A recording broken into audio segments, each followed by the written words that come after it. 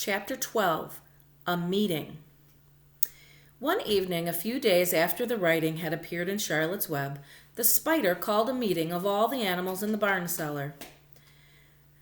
"I shall begin by calling the roll. Wilbur?" "Here," said the pig. "Gander?" "Here, here, here," said the gander. "You sound like three ganders," muttered Charlotte. "Why can't you just say here? Why do you have to repeat everything?"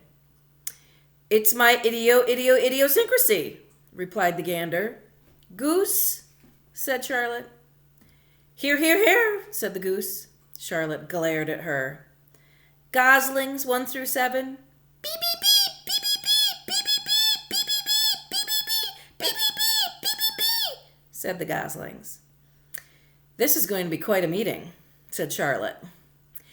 "Anybody would think we had 3 ganders, 3 geese, and 21 goslings." "Sheep?" "Hee-ha-ha," answered the sheep all together. "Lambs?" "Hee-ha," answered the lambs all together. "Templeton?" No answer. "Templeton?" No answer. "Well, we are all here except the rat," said Charlotte. "I guess we can proceed without him. Now, all of you must have noticed what's been going on here the last few days. The message I wrote in my web praising Wilbur has been received. The Zuckermans have fallen for it, and so has everyone else. Zuckerman thinks Wilbur is an unusual pig, and therefore he won't want to kill him and eat him. I dare say my trick will work, and Wilbur's life can be saved. Hooray! Everybody called. "Thank you very much," said Charlotte.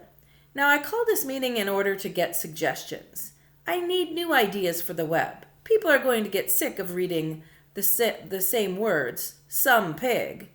If anybody can think of another message or remark, I'll be glad to weave it into the web. Any suggestions for a new slogan?" "How about Pig Supreme?" asked one of the lambs. No good," said Charlotte. "It sounds like a rich dessert." "How about Terrific, Terrific, Terrific?" asked the goose.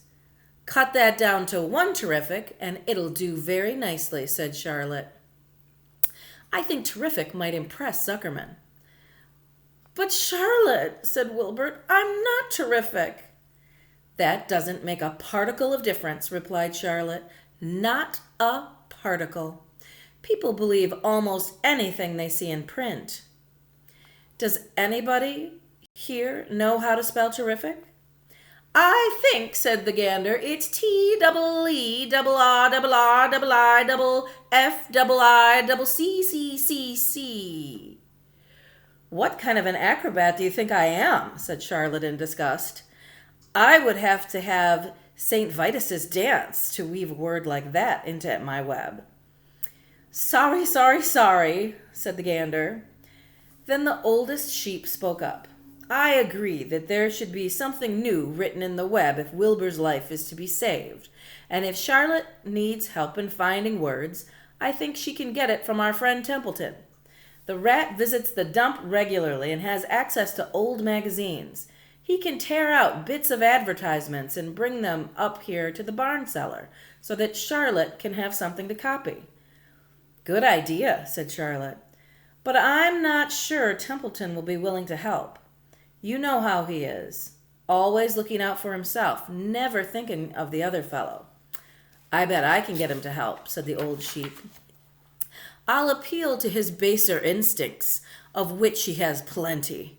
Here he comes now. Everybody keep quiet while I put the matter up to him." The rat entered the barn, the way he always did, creeping along close to the wall. "What's up?" he asked, seeing the animals assembled. "We're holding a directors' meeting," replied the old sheep. "Well, break it up," said Templeton. "Meetings bore me." And the rat began to climb a rope that hung against the wall. "Look," said the old sheep, "next time you go to the dump, Templeton, bring back a clipping from a magazine. Charlotte needs new ideas so that she can write messages in her web and save Wilbur's life." "Let him die," said the rat. "I should worry." "You'll worry all right when next winter comes," said the sheep.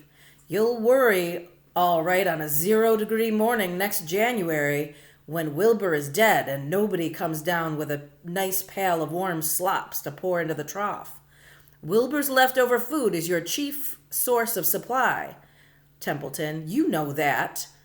Wilbur's food is your food. Therefore, Wilbur's destiny and your destiny are closely linked.